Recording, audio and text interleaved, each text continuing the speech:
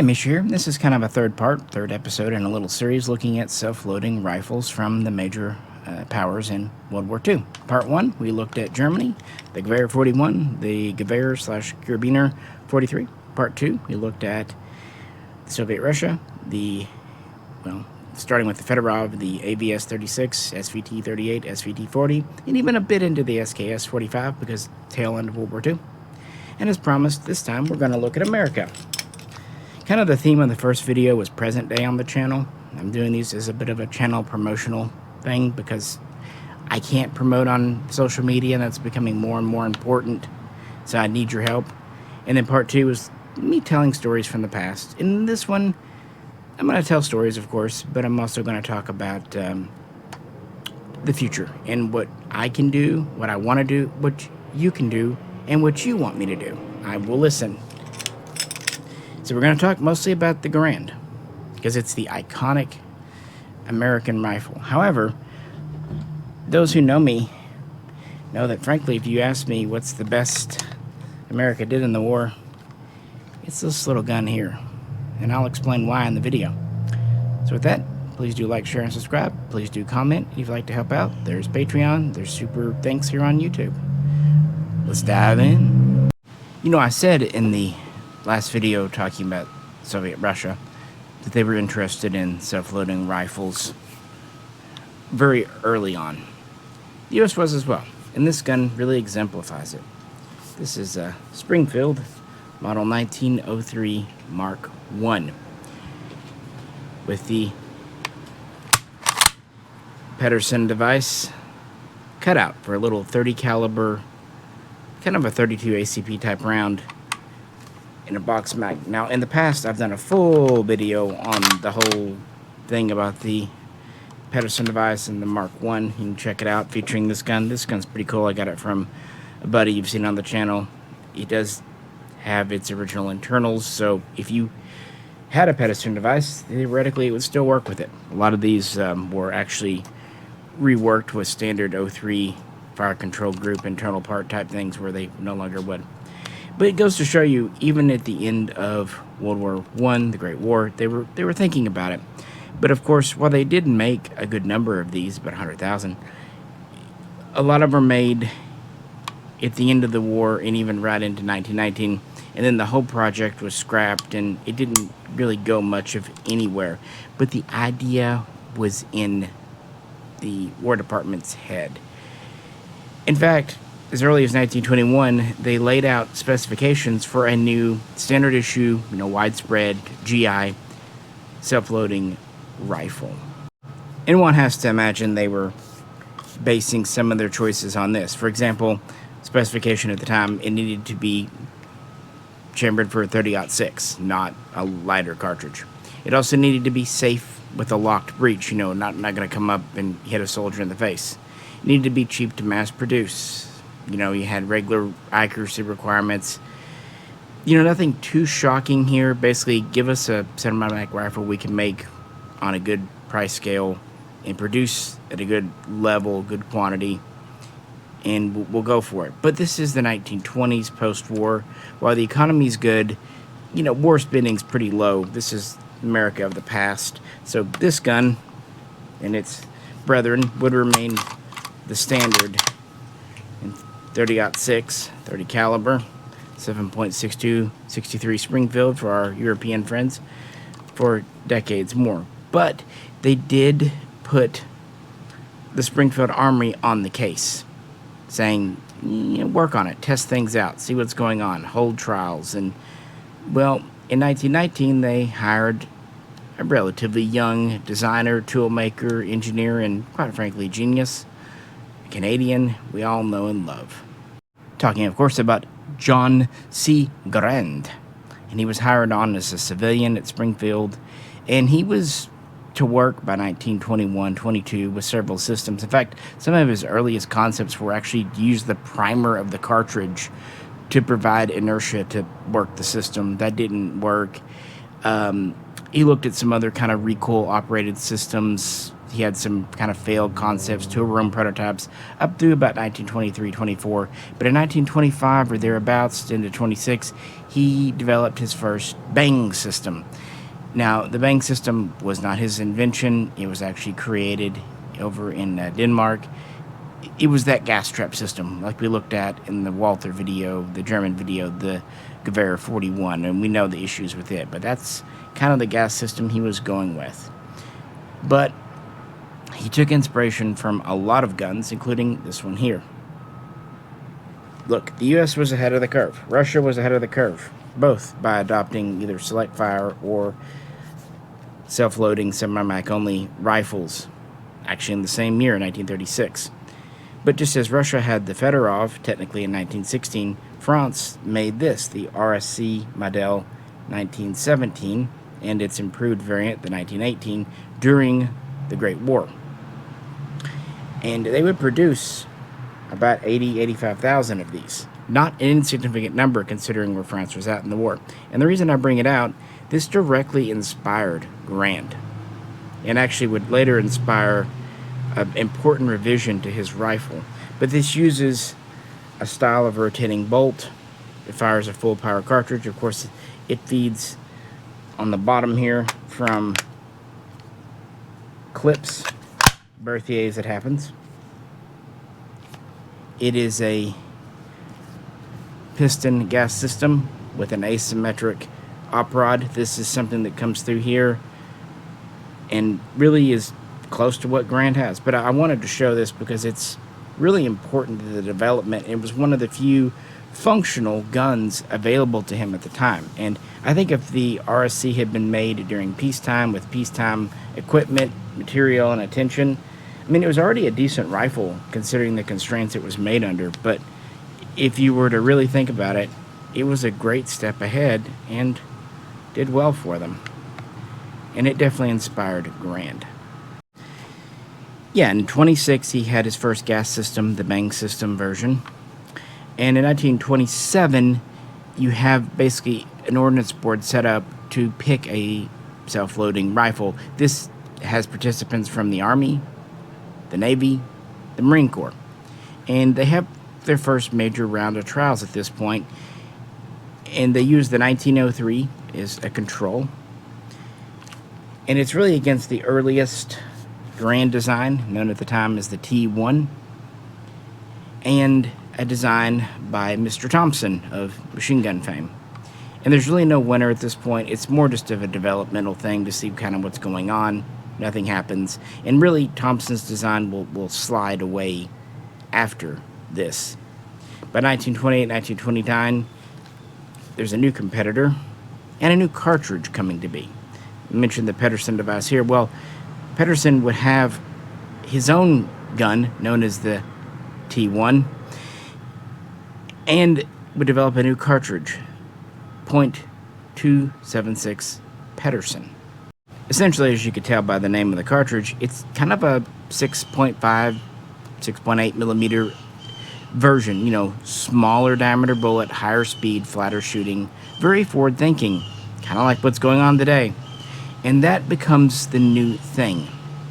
And Garand's design, still using the gas trap, is reworked into the T3. So we have the Pedersen T1 and we have the Garand T3, and they kind of go head to head throughout the next few years. And the 30-06, the 30 caliber round, and the new .276 Pedersen round go head to head.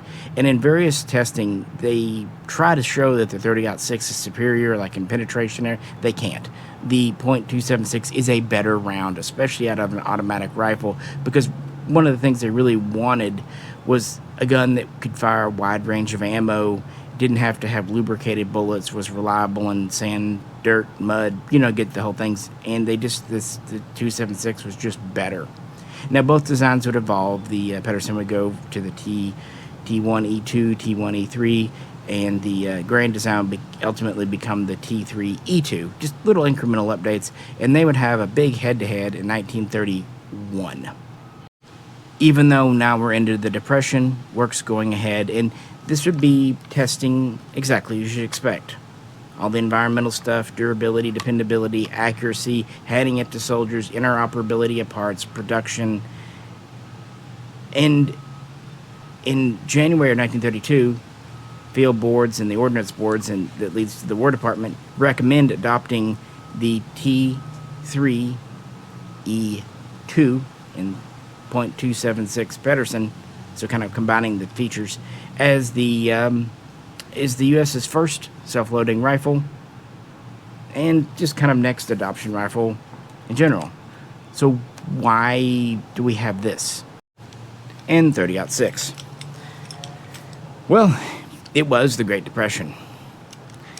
And, well, I can't say it was the wrong decision, frankly, all things considered. Look, the Pedersen round was superior, especially for an automatic, but the U.S. had millions of rounds of 30-06, M1, M2 ball later on, and other guns like the 1903. There's logistical concerns. Therefore, in February, General MacArthur, essentially head of the Army at this point, says, nah, stop development of the .276, stop setting up production, go back to 30 caliber, 30-06, adapt it to the new rifle as you need to, make a new loaded, but keep it at least common.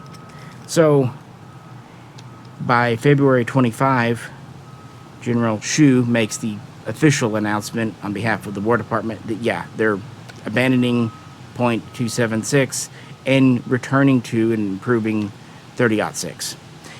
Again, it was an overall concern, probably the right one considering the very limited budget that everyone had, and that the Depression had much longer to go, and that the 1903 would still remain a very relevant rifle for at least another decade.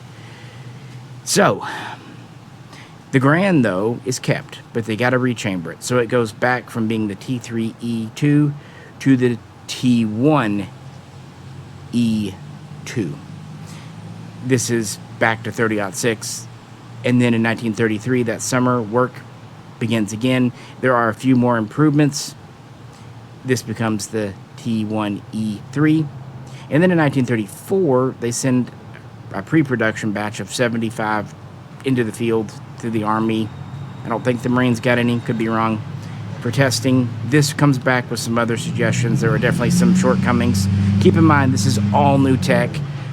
Tooling, gauges, everything. It's done at Springfield still under the supervision of Garand. This results in the T1E4 version, ready by 1935, and that would be basically the same version that was adopted as the U.S. rifle M1, not M1 Garand, but Garand's the name we always subscribe to it, in January 1936, specifically January 9. And it is actually quite different from my rifle here. I've shown you this in past videos. In fact, you guys liked it. This is a good example of an early production, unaltered version, 1942-43, but it's different in a couple of very important key ways relating to that bang system, the gas trap system. Yeah, that was kept on into production. It was adopted in 36. Springfield sets up the production lines in 1937. The first production rifle passes factory testing trials on July 21st, 1937, and by September, the very first production model M1 Garands get to the Army. And over the next 3 years, there's quite a bit of controversy. In the past, I've done a video on the 1941 Johnson. Melvin Johnson is one of my favorite historical figures, and what he was able to do with that rifle and his light machine gun are remarkable. I no longer own a Johnson, but it's a story worth doing, and that video's still on this channel, so check it out. But there was talk of replacing the Garand in all the gun magazines. Not unlike what we've seen in more recent eras with the M14, M16, and even though I tend to agree with them, the M7 today and all that, there was serious talk because there were serious issues. That gas trap system, just as we discussed in the German video, it was kind of horrible. It needed cleaning regularly. It was complicated. It made the gun front heavy, out of balance. The reason militaries kind of wanted it, they were so afraid about drilling a gas port in the barrel, killing accuracy. And, the U.S. wanted accuracy, hence the fancy pants sights on the Garands. But finally, they had to just face facts that it just wasn't worth it. So in 1939, Springfield starts kind of looking at the gun, and what can we do? And then March 15, 1940, they finalized plans to throw away the bang system and go to a long stroke gas piston, stainless piston here. Again, kind of copied from the RSC 1917, including, the big, op rod and all that back there. And so after March 1940, all future production will be the new gas piston, and even a lot of the earlier production Grands would get retrofit because it wasn't something they couldn't just go back and reverse, because that was an important deal. What about some of the other features? Well, one of the requirements that they set out in 1921, they wanted it under 9 pounds. They were concerned if they made a rifle too heavy, infantry couldn't carry it, but if they made it too light, it wouldn't be durable enough. Well, this ended up being about 9.5 pounds unloaded, so a little heavier than they wanted, but it is well balanced, especially after the switch of gas systems. It's under 44 inches, so about the same as the 1903. Has a 24-inch barrel. It actually has the same type of bayonet mount as the 1903. Again, gas system, easy to take apart. The asymmetric op rod would make it a little fussy on ammo. Not as fussy as some of the earlier designs, but still fussy. And this was the better option. I told you earlier they went with the Garand over the Pedersen. The Garand system uses rotating bolt, and then the gas system, the bang or the piston, either way. But the Pedersen system used a toggle lock, kind of like on a Luger. It was elegant, very attractive, something that the Germans or the Swiss would have probably gone with. But the Americans, they liked the RSC-inspired two-lug rotating bolt. It was easy to mass produce, easy to make interoperable parts from, at least compared to the Pedersen.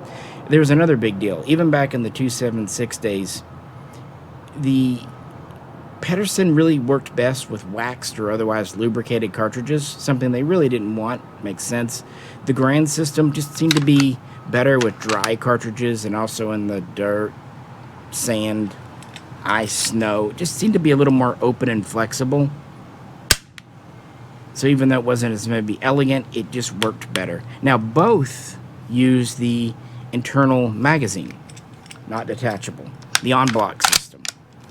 That was something the Army kind of wanted from the get-go. Yes, you can lay prone because it doesn't stick out, but if that's all you cared about, you could always have flush fit mags. No, what they were really concerned about was losing mags, damaging mags, producing mags, the cost, all that stuff. And of course, the always tried and true excuse of, if we make it too easy, soldiers will waste ammo, not do accurate aim shots, because they cared about that. They were really only wanting up to about 40 shots per minute, which is fine, that's a shot about every second and a half. And so originally it was a 10 round.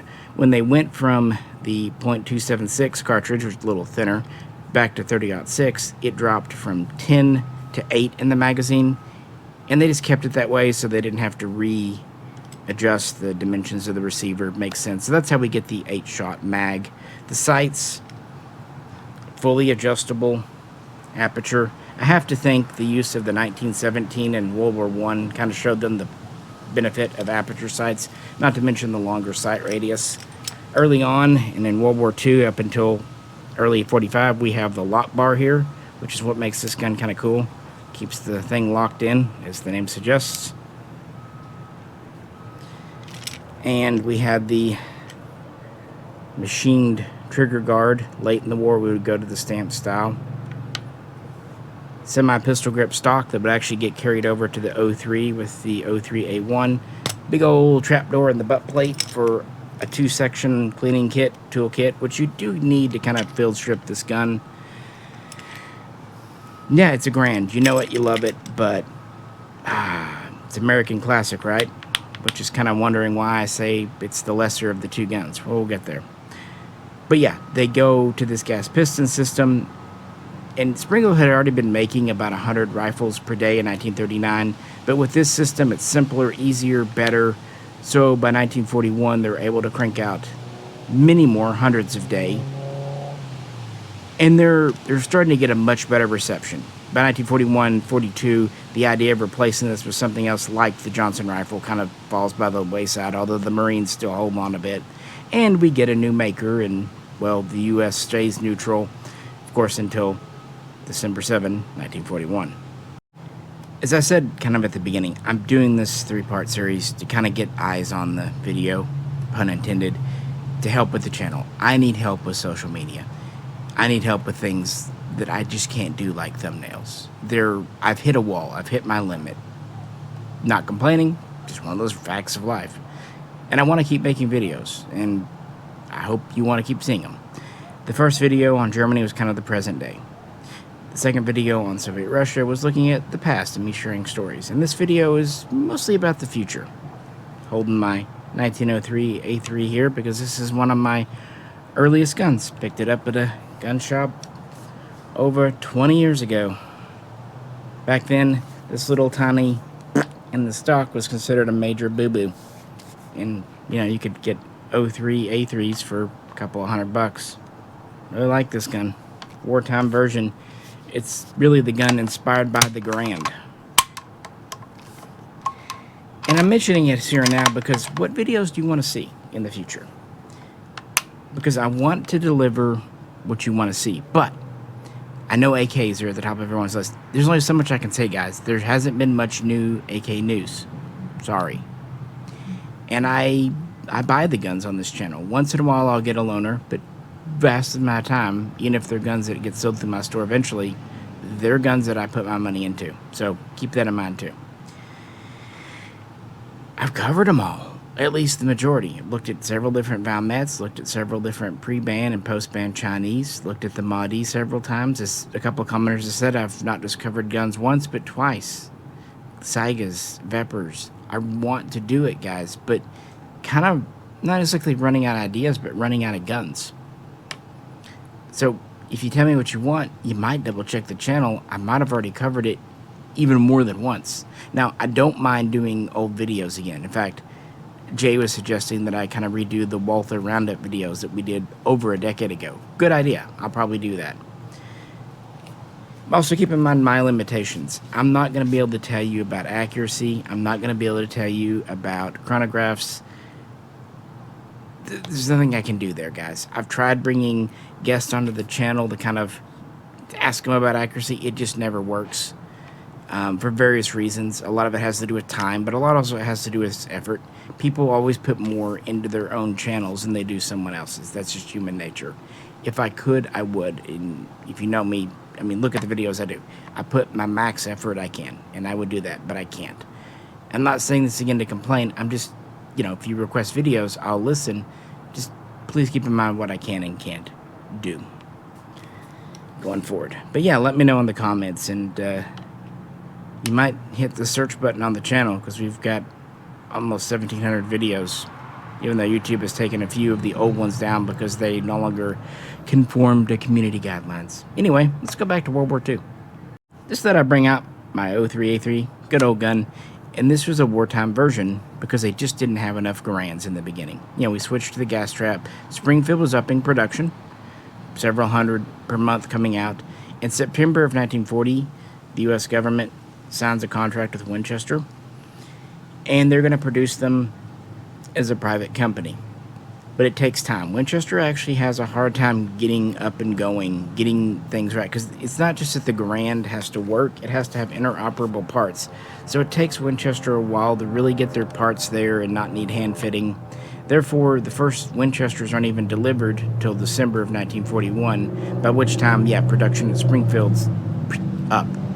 Now, those are the only two makers for the Second World War. In 1942, the U.S.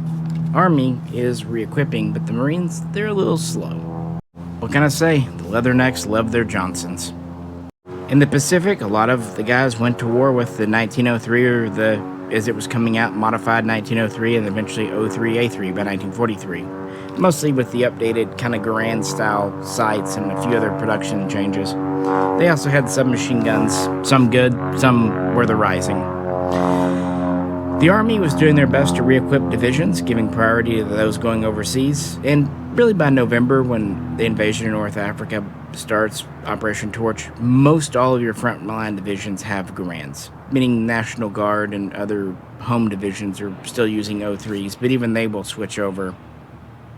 And by 1944, prior to D-Day, it's pretty much all Garands. There's 8 to 9 in a squad, and then there's a 1918 A2 bar gunner, the Browning automatic rifle, and then usually have one guy, maybe two, as a specialist, maybe with an O3 A4 or a Thompson submachine gun or what have you, or even an M1 Carbine. Of course, that's not getting into paratroopers.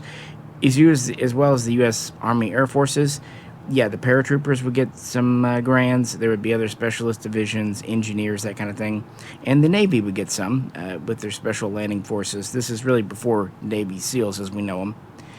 The Marines did start switching over, 42, 43, and there was a mix of bolts and Garands.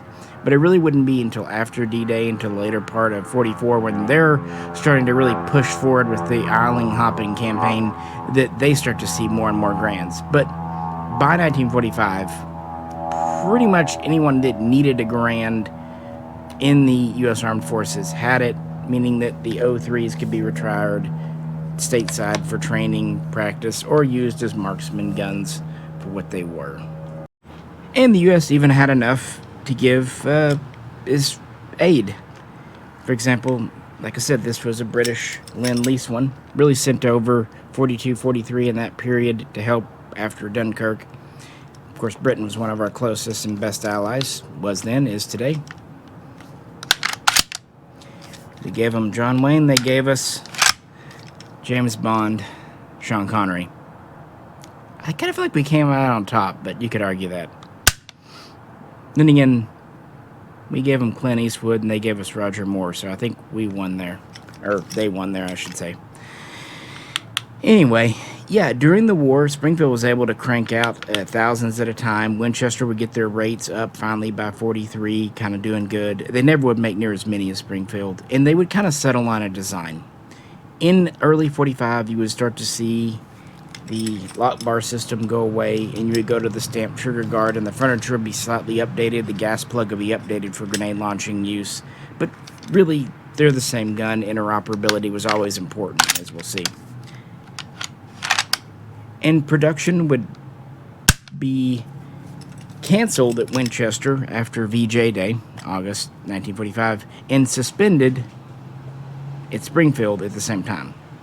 During the period of 1937 to 1945, Springfield turned out a little over 3.5 million, and Winchester, between 1941 and 1945, turned out a little over 500,000, meaning the total is usually stated at about 4 million to 4.05 million during the war. Not bad at all. Keep in mind, the Russians produced nearly 2.5 million SVT or AVTs in their variants, and that was considered a failure. And the Germans, well, they produced 500,000 G41s, G/K43s together. So the U.S. is definitely leading the pack, but they're the ones that really spread these out. And by 45, they're through all the branches that need them.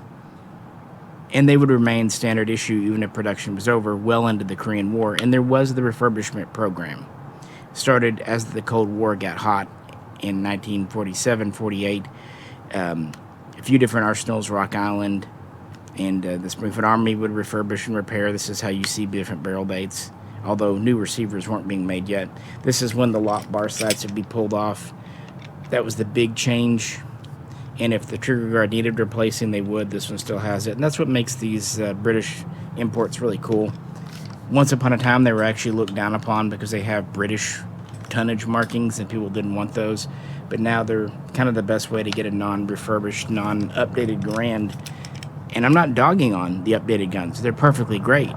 But, you know, they're not in World War II trim. Kind of like how with the Russian SVTs, they all went through repair refurbishment in the 1950s. Meaning, in that sense, the German guns are the most authentic. But, as I said at the beginning, this is fine. I like the Garand. However, I think its little cousin is even cooler, more fun to collect, and in some ways, more forward-thinking. Winchester's M1 Carbine. Kind of what they were up to. And I could go on a long time about this gun, so we'll see how brief I can make it. This is a correct World War II non-refurbished example. Get the little muzzle cover off here. Lots to say. And I love these kinds of guns. I love doing videos for you guys, and for me. I love the history, the mechanics, and I do love shooting them too. So, any suggestions you have for the future, please drop them in the comments, but also drop comments, drop likes, support on Patreon if you can, or do a super thanks if you can. If not, I understand completely, but there's some cost-free things you can absolutely do, including maybe promoting on Facebook, or just tell a pal at the gun shop. I'm trying, guys, and if we try together, we'll all be good. Anyway, this relates to the Garand, and why do I think it's in some ways more forward-thinking than the Garand? And to be fair, it stayed in U.S. service longer. The Garand was in service frontline for about 20 years. This was in frontline service technically for over 30 in a weird way. The Carbine's origins actually are because of the Garand. Remember a minute ago I said that in 1938-39 there were concerns about the Garand. The Johnson was one of them. Another one was a design from Browning. Not the Browning, he was passed away by then, but his brother Ed. It was meant to be a competitor, an alternative system to the Garand. There was also the Johnson and other things. On top of that, the Garand's weight of nearly 10 pounds loaded with a sling and size of 44 inches, 30-06 cartridge, and they weren't good for specialized troops. So it all kind of converges. For one thing, Winchester essentially hires Ed Browning and buys his design, sometimes known as the G30 at the time, and wants to develop it as a competitor to the M1 Garand. It was kind of named by Winchester the M2, chamber for 30-06. Unfortunately, Ed Browning will pass away soon after this.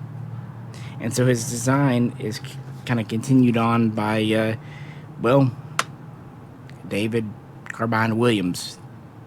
And one of the big changes he made was a short stroke, a tappet style gas piston system. This might look like it uses a similar system, but it doesn't. So he's working. We'll get there. On the other hand, the Ordnance Department is wanting kind of a select fire light rifle in between the submachine gun and the Garand for special troops. You know, you're thinking paratroopers, landing forces, guards, that kind of thing. And so in 1940, this project goes ahead.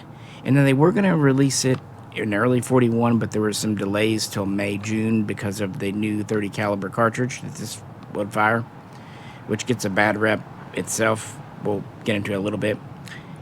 But Winchester wasn't interested. Nevertheless, stuff went ahead. U.S. Ordnance Department, the War Department said, look, we want a gun that's around 5 pounds, needs to be effective at about 300 yards, capable of select fire, firing this new cartridge. It needs to be cheap and easy to produce, handy, that kind of thing. Winchester wasn't interested, but other companies were, and 9 designs were submitted. 2 got knocked out before trials even began because they just didn't meet the standards, so we had over half a dozen by the summer of 1940. Winchester wants the military to look at their M2 that July. They're not interested, but they do see potential that it could be scaled down to this gun here. So in under 2 weeks, designers there, including Romer and Houston, kind of scaled down the M2 from 30-06 to the new 30 U.S. Carbine cartridge, 7.6233. And the first prototype's available in August of 41. And the government likes what they say. Finally, by September, they convinced Winchester to submit this to the trials. They clean house. And by late October of 1941, it's adopted as the M1 Carbine. I'm skirting through this, but you get the idea. And it's meant to go into full production. And originally, it's going to be at Winchester, of course, and inland. Those are the two makers. But then Pearl Harbor happens, and by early 42, 8 more companies, including IBM, Postal Meter, Underwood, Quality Products, they're contracted to make these because these are pretty simple to make. This is essentially a cast type receiver, simple 18-inch barrel. It's just over 5 pounds unloaded. It's under 36 inches overall length. Originally no bayonet lug, anything like that. Flip, simple rear sight. And while select fire was originally required, it was dropped in 1941 just to make production easier. We can add it later. So by 1942, these start to get into the military, with priority going to Europe and North African forces. Later, the Marines will get some, and we'll see variants we'll get into a little bit. Why do I think it's superior to the Garand? Well, it is lighter, it is handier, and while it definitely has less punch and less range than the Garand, a lot of the Garand's 30-06 range is kind of wasted, as we now know. 300 yards-ish, effectively 100, 150 really out of this gun, is what most combat's at. And while 30-06 is more powerful, 30 Carbine is nothing to sneeze at. In fact, it was almost an intermediate power cartridge. It's just on this side of pistol caliber, but out of this long of a barrel and with this stable of a shooting platform with fixed iron sights, a locked breech, it essentially hits 357 Magnum velocity and penetration, at least, 50 to 100 yards range. That's really helpful and a lot more practical. And again, they can produce these in much greater numbers. For example, Winchester would make over 800,000 in World War II alone, so more than they made Garands for sure. And total production was more than the Garands we'll get to later on. But there's one thing here that I really do think puts this above the Garand. This gun's biggest shortcoming, in my opinion, for both production complexity and training of soldiers is the on-block system. Famously, the Grand Thumb and all that. That's not the gun's fault. That was something mandated by the U.S. Army. But it limits the number of rounds, and it just... I think the detractions outweigh the benefits. Well, with the Carbine, we don't have that. We have true detachable mags, 15 shots as a standard quantity, and they're of a double stack, double feed design, and they were cheap and easy to mass produce. Something they were kind of worried about. And totally interchangeable. They don't need to be serial matched to their gun. They have a push button release. No last round hold open, although you do have a manual catch, and some later ones would have a hold open follower at least. I think the idea that you could give lighter extra ammo, you have more shots per soldier. Kind of a lesson the U.S. military is about to learn again, going from the M4A1 to the M7, or I should say the U.S. Army, because the Marines have more sense. I think that really helps it. I really do. Again, maybe not for every situation. In fact, one of the criticisms I would level with the M1 Carbine, it was originally made as kind of a PDW to give to truck drivers and landing craft drivers and some pilots, and that use, great for special forces. It's when they start kind of going into the hands of just the frontline infantry, you might see some issues with range or penetration, although even those, I think, from Korea are greatly overstated. No, for what it was intended for, and the ability to just crank these out and make them at nearly a dozen factories during the war, pretty great. And by 43, these are going into widespread service, and by 44, the M1 Carbine's a pretty common thing in the Army, and even the Marines are getting some. The U.S. Army Air Corps, later U.S. Army Air Forces, they like them for their guards. And unlike with the Garand, we end up with some pretty cool variants. I mentioned earlier that some Garands were issued to paratroopers, but you kind of have to wonder how and why. Because this is not a folder. They never put into production a true folder. So what they would have to do if they jumped with these, they would break them in two. They would take the action out of the stock. That is not ideal. For one thing, the trigger pack is loose, your guts are exposed on the receiver, including that on-block system I'm not terribly fond of, and your stock without the support of the barrel and receiver is weaker.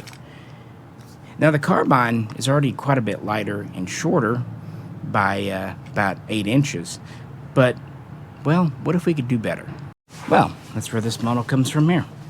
Soon after the carbine was in full production, work was underway to develop a specialized version for paratroopers, and it was first revealed and accepted in May of 1942 and put into production later that year.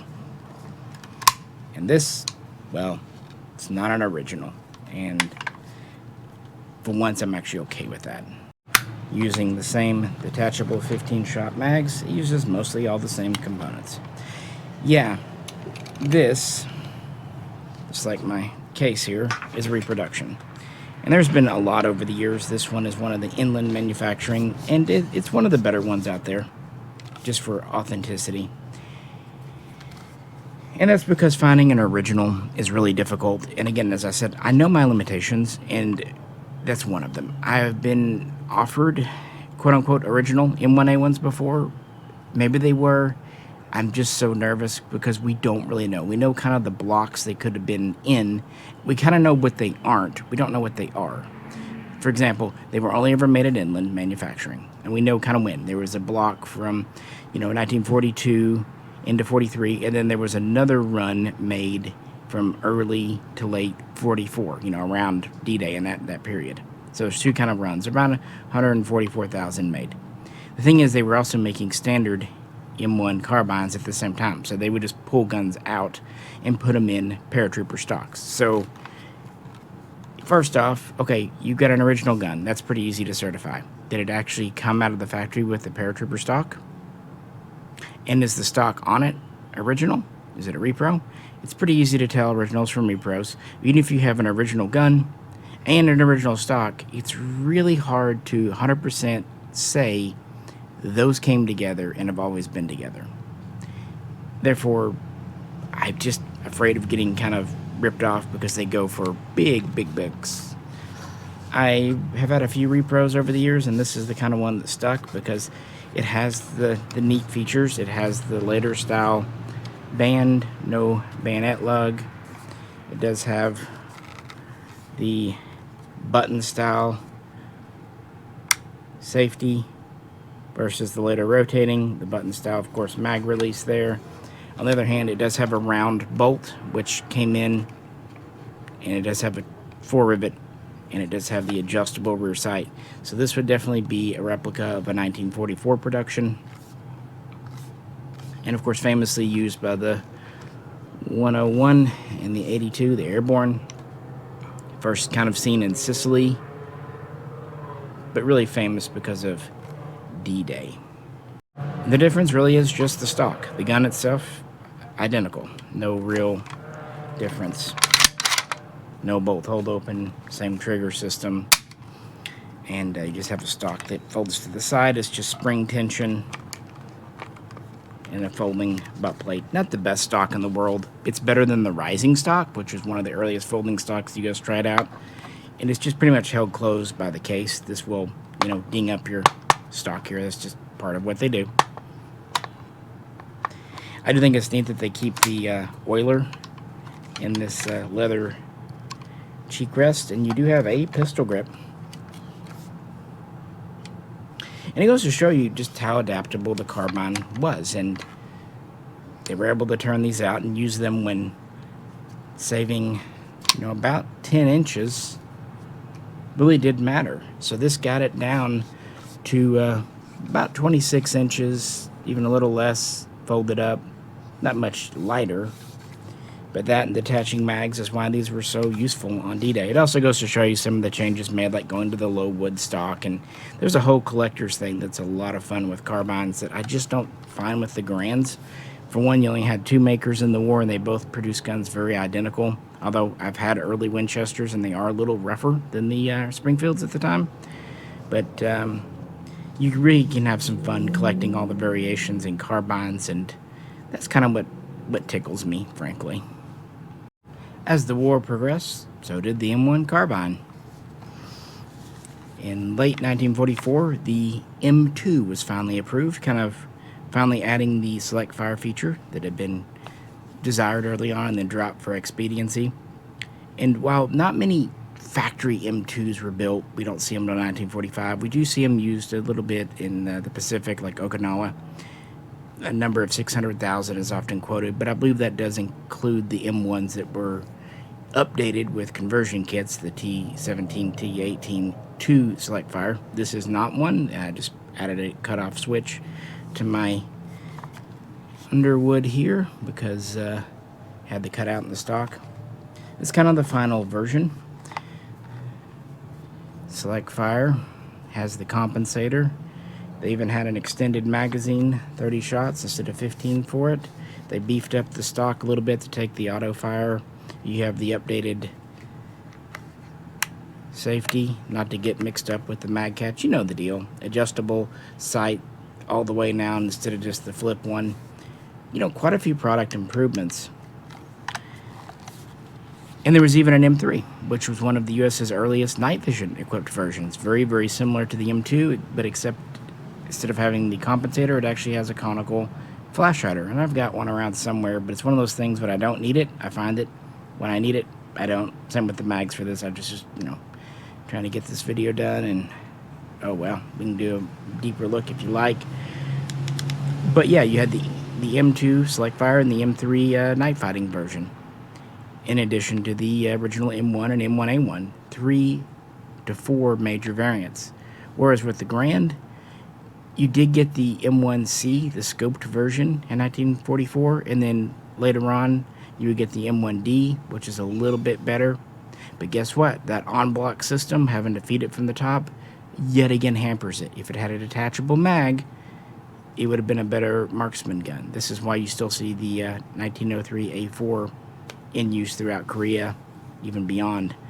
The M1C, M1D just were good, but not perfection. Whereas, you know, I really like the M1, M1A1, M2, M3. Again, not perfect. The M1A1 stock just kind of held open or closed with tension. The M2, you know, even with the muzzle check device, it's a little bit rock and rolly on automatic, not too bad. The M3, well, it's just early IR night vision, so it suffers from the issues of being heavy and short battery life and not a great image and pretty short range, but they're there. I love the M1 Carbine, and I like shooting them a lot too. Now, in 1944, they actually scaled back production.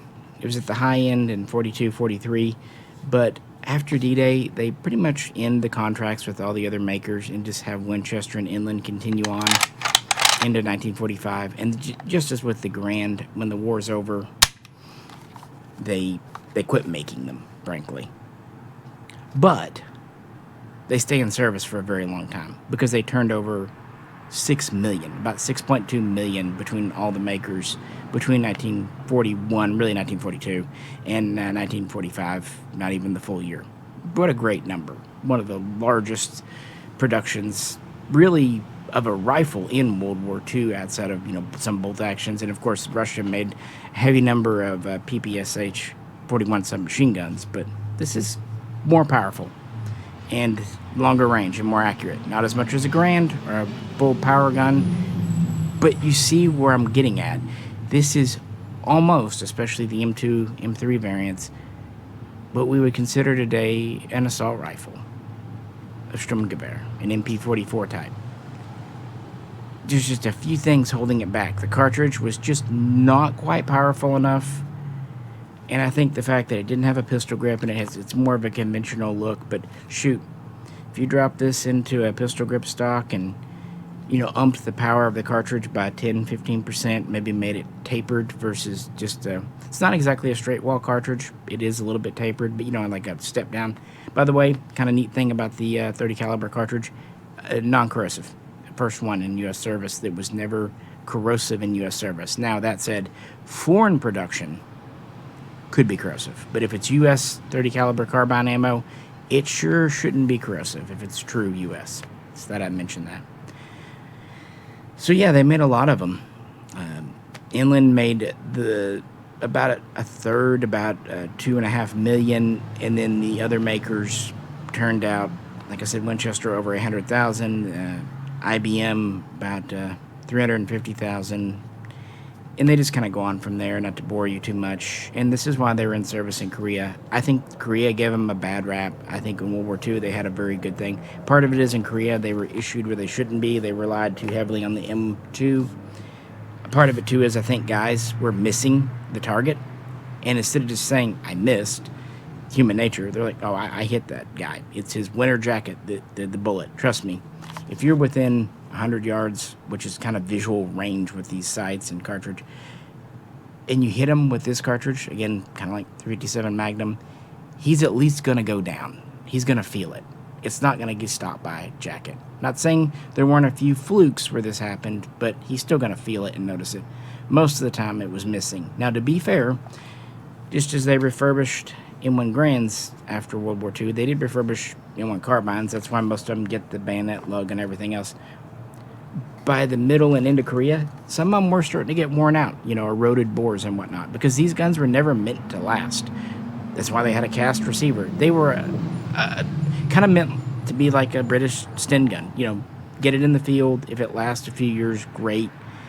I can understand how some of them might have been getting less and less accurate with time. And the magazines, they were never that great. They were okay for the day and time, but never that great. So I could see where failures could be traced back to the mags. You can always suspect ammo. So I'm not saying the gun's perfect. What I'm saying is, we look at modern day guns, I think the Carbine has a lot more in common with today's guns than the Garand. And I think the feed system, fire control system, the size and the weight, even the cartridge to some extent, just seem more modern to me. That's why I really like it. Okay, I mentioned Korea. The Carbine was there, but the Garand was still #1. In fact, very few bolt actions outside of specialists like marksman roles were around. Sometimes you'd see rear guards having 03A3s, artillery, batteries, that kind of thing. Again, production ended in 1945. Now, in the late 40s, early 50s, the U.S. was refurbishing and repairing the guns they had. Usually done at Springfield, sometimes Rock Island, and a couple others. With the Korean War, Springfield would start up production again. Mostly it was just making repair parts and updating guns, but they would make new guns. Winchester, though, couldn't and didn't. They actually sold off their tooling in 1949 to Italy. This is where we get the Breda and the Beretta guns, which is a story for another day that I really enjoy, that leads into the BM59, which is what the M14 should have been all along. So you got Springfield. The U.S. needs more guns. This is where this one comes from here. HRA, Harrington and Richardson, and International Harvester, IHC, are contracted with and began in 1953 making fresh, new Garands. And really, they're not in time for the Korean War. None of them serve in Korea. That's just, where we're at time. But they would build them up to about 1956. And the HRA guns are really nice. That's why I've got this one. You can see the later style sights. It does actually have the earlier style trigger guard. I thought about replacing it with the late style one, but it matches so well. And I just love the kind of glossy phosphate park on this gun. And the later DOD stamps on the stock. Late style. HRA would make just under 430,000. And International Harvester, they had a little trouble getting going. Springfield had to help them. They made about 340,000. And then Springfield themselves would make another 500,000, give or take. That brings the total number of U.S. produced Garands up to about 5,400,000, give or take. So about 800,000 less than the Carbine. And there would be a few more made overseas, again, like in Italy, and that kind of thing. So all in all, you see a figure of 6 million, give or take. That tends to incorporate other production and maybe variants too. But they were around. And again, the last Harrington and the last Internationals come out in 56. Springfield would turn out their last ones, kind of using up leftover parts in '57, because at that time the M1 Garand was finally replaced after 20 years by the T44, better known as the M14, which I actually recently did a video on that did pretty well. So instead of repeating myself and mocking the M14 even more in this video, we'll just say check that out if you want to.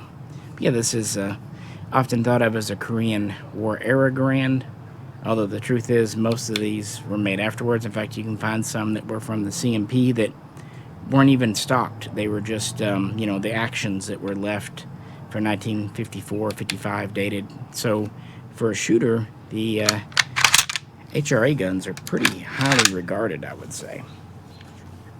Very nicely made. Those in the Springfields, I think, are the best. The Winchesters and the Harvesters are cool for what they are, but they can be a little rougher around the edges, in my opinion. What about yours? And with that, that's kind of the U.S. self-loading rifle story from World War II. Unlike with Germany, which obviously didn't keep on after the war, and Russia, which had some SVTs and had, of course, the SKS, this one kept on and was in frontline service, and some of you considered its replacement not as good. Let me know. Of course, the Garand gets all the glory, and I understand it's a very American design, even though it came from a Canadian. 30-06. I mean, I remember first shooting a Garand when I was 6 years old, getting behind it, and I was a little intimidated, but they are a lot of fun. And then, of course, once I got over, you know, what it would recoil like, then I had to worry about the on-block system. Still not my favorite way to feed a gun in the world, but even though, okay, I'm going to say this, and I'm going to do it tomorrow. I've never given myself Garand thumb, and I know I just jinxed myself. I know I did, so you don't have to tell me. But now, I got this British gun from a buddy a few years ago, and I can't keep everything, obviously. So I sold my 1945 February gun that was pretty much exactly as it should be, but I like that this one had the lock bar sights, and you know, everything's just kind of correct and unmessed with in it. And it's got a good bore, good action. It's just not a collection without at least one or two Garands, but they're just not my favorite. I've always been partial to the M1 Carbine. Maybe it was because they didn't get as much love. Maybe they were easier to find. They were definitely cheaper. I remember getting my first one in college. Wasn't this one. And J. Rowe made fun of me of it being a Mickey Mouse gun. But they're so fun to shoot for anyone. And such a unique part of history. Now this gun here, like I said, it's pretty much as issued in World War II. High wall stock, correct sight and bolt and all that. This actually came to me through a family friend through the church. Pretty cool, so it's definitely one I'll never get rid of. I've got so many of these little muzzle covers, I just keep them on my carbines. Why not? As long as they're not wet. If you do use covers, make sure they're nice and dry. And if that happens, then you're in good shape. Get that button there. There you go. And of course I have plenty of mags too. I think most of mine are World War II dated. I might have some post-war. You know, back then you could get mags for a little or nothing. And I've had multiple carbines over the years, just kind of slowly upgrading as time permits. And I don't think I'll do better than this one. M1A1 is just an iconic gun. I wish we had some more verified originals. You know, if I was born earlier, probably could have found some, but by the time I got into collecting primary sources, I know a few of these came back from Greece that were pretty much authenticated. Even those usually got the update program, though, in the 40s, 50s. Now I'm happy with this one as a shooter. The originals are just so dang valuable. Leather and stuff on them. What do you do? Again, it's a good reproduction. It's fun. I should take it out and shoot it again. You do have to kind of watch the springs on carbines, especially originals, because it is a lock breech gun, guys. Again, cartridge is not weak. What's your favorite? Do you have a repro? Do you have an original? You know, my two there, IBM and Underwood. The Underwood I've had a very long time. It's one of my earliest. I don't think it was my first carbine, Also be aware of the commercial ones. You had like National Ordnance, the Plano, the Ira Johnson, and of course the Universals, which there are some actual good Universals for shooters. The early ones were built with a lot of original parts, so that's not to sneeze at it. Even though this one's all reproduction parts, they built it right, in my opinion. And the fun thing about the paratroopers, they are very fun to, you know, accessorize with pouches and belts and stuff, and I do like doing that too. Yep, I've had a few of these pouches over the years. There's the Repro 2, although the belt it's on is original, as I'm sure you can tell. It's lots of different mag pouch variants, including for the 30 rounders. That's kind of why I like collecting the carbine more. I just think it's neat, guys. So that's kind of my part 3, the longest one, but it's America, so America, fuck yeah. Let me know what you think.